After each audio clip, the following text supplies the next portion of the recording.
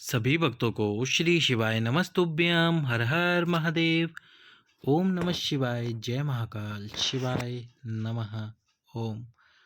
तो जैसा कि आप सभी जानते हैं, 10 अप्रैल को पड़ रही है चैत्र महीने की प्रदोष। चैत्र महीने की गुरु प्रदोष जो कि गुरुवार के दिन पड़ रही है, 10 अप्रैल के दिन पड़ रही है। इस 10 अप्रैल को पड़ने वाली प्रदोष से आपको प्रदोष के दिन आपको ये उपाय करने चाहिए। कैसे करने हैं उपाय, किस प्रकार से करने हैं, आज के इस वीडियो में हम आपको ये बताने वाले हैं। तो चलिए वीडियो शुरू करते हैं। पर शुरू करने से पहले आपको वीडियो को लाइक कर देना होगा, चैनल को सब्सक्राइब कर देना होगा और वीडियो को अधिक से अधिक लोगों के पास में शेयर कर देना होगा। तो सबसे पहला उपाय, तो जो सबसे पहला उपाय है वो है 3 बेलपत्र वाला उपाय, जो आपकी मनोकामना को पूर्ण करेगा। 3 बेलपत्र वाला उपाय और 1 दीपक, जिसमें आपको लंबी बात भी लगानी है, गोल बात भी लगानी है। लंबी बात और गोल बात वाला दीपक आपको प्रज्वलित करना है प्रदोष के दिन, प्रदोष काल में। कब करना है? प्रदोष के दिन, प्रदोष काल में। तो चलिए, अब आपको सबसे पहले तो क्या करना है, 3 बेलपत्र लेने हैं। 3 बेलपत्र लेके भगवान शंकर के मंदिर में जाना है। एक दीपक ले लेना है और ये जो दीपक है, इस दीपक में आपको 2 बाती लगानी है, एक लंबी और एक गोल। लंबी और गोल बाती लगाने के बाद में क्या करना है आपको, सबसे पहले तो जो 3 बेलपत्र है, उन 3 बेलपत्र में से सबसे पहला बेलपत्र, ये जो नंदी है, नंदी जी होते हैं, इन नंदी जी का ये जो ऊपर उठा हुआ भाग है, इस वाले भाग पर आपको समर्पित करना है बेलपत्र। आपकी कामना बोलते हुए पहला बेलपत्र आपको यहीं समर्पित करना है। दूसरा जो बेलपत्र आपको समर्पित करना है वो करना है माता पार्वती के हस्तकमल पर। ये भी आपको आपकी कामना बोलते हुए समर्पित करना है। और तीसरा जो बेलपत्र है वो है भगवान शंकर के शिवलिंग पे। ये जो आपको बेलपत्र समर्पित करना है, ये भी करना है ये करना है भगवान शंकर के शिवलिंग पे। तो पहला बेलपत्र नंदी जी के जो उठा हुआ भाग होता है इस पर, दूसरा बेलपत्र माता पार्वती के हस्तकमल पर, तीसरा भगवान शंकर के शिवलिंग पे।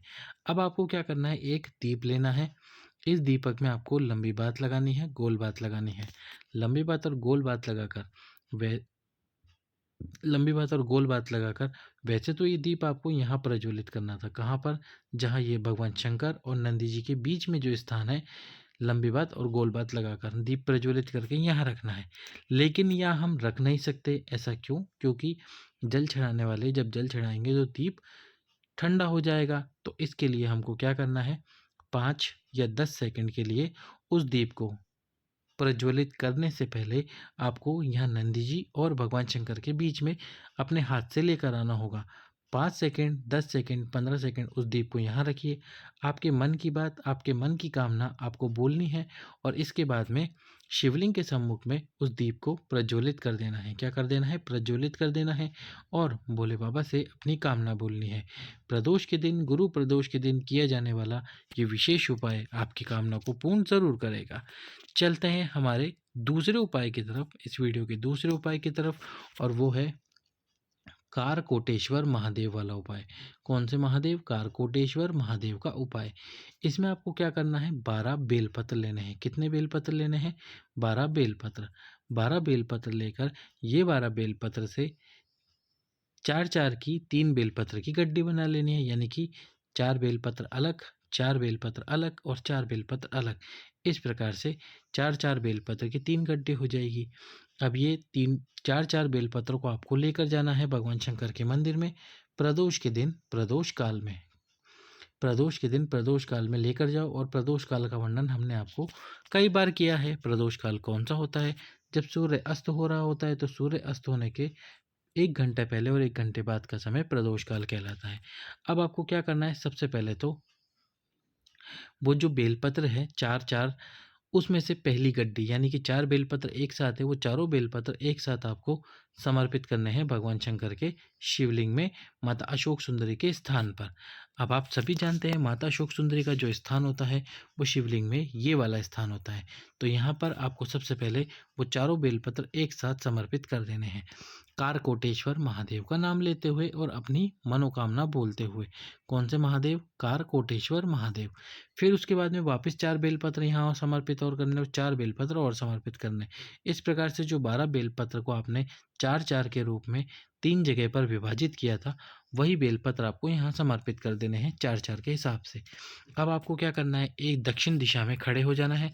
दक्षिण दिशा आप सभी जानते हैं, ये शिवलिंग के पीछे वाला स्थान, यानी कि शिवलिंग के जलाधारी उत्तर की तरफ और शिवलिंग के पीछे दक्षिण दिशा होती है, जलाधारी की विपरीत दिशा। यहाँ खड़े होकर कार कोटेश्वर महादेव, कौन से महादेव, कार कोटेश्वर महादेव के नाम से आपको, तो कार कोटेश्वर महादेव के नाम से जल समर्पित करना है। लेकिन जिस कलश से आप जल समर्पित कर रहे हैं उससे 3 बार जल समर्पित करना है। पहले 1 बार, फिर दूसरी बार और फिर तीसरी बार। कार कोटेश्वर महादेव का नाम लेते हुए आप ये उपाय कीजिए। जिस कामना को मन में रखकर आप ये उपाय करेंगे, बाबा भोलेनाथ आपकी वह कामना पूर्ण करेंगे। जब समय आएगा तब उस कामना को पूर्ण भी ज़रूर कर देंगे। चलते हैं हमारे तीसरे उपाय की तरफ।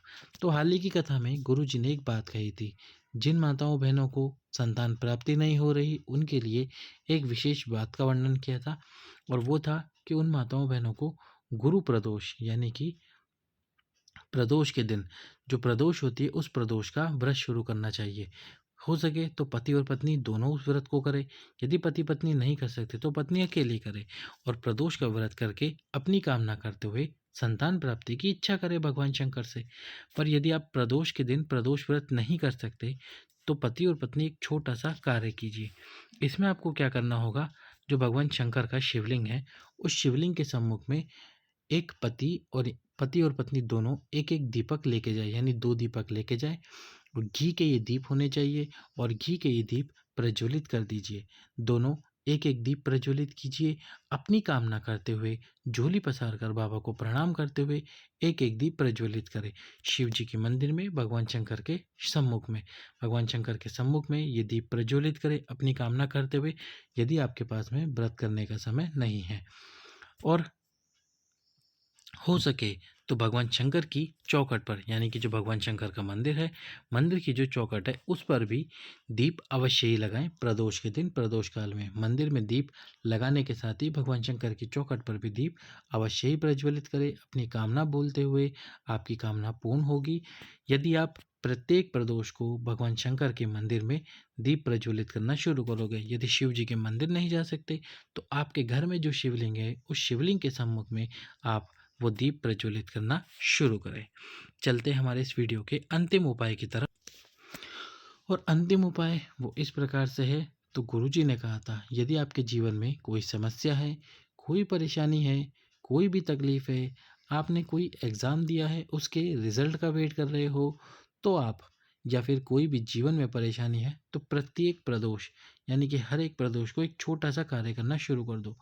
एक कलश लो, उस कलश के अंदर जल भरो, जल भरने के साथ में उसमें थोड़े से हरे मूंग डाल लो।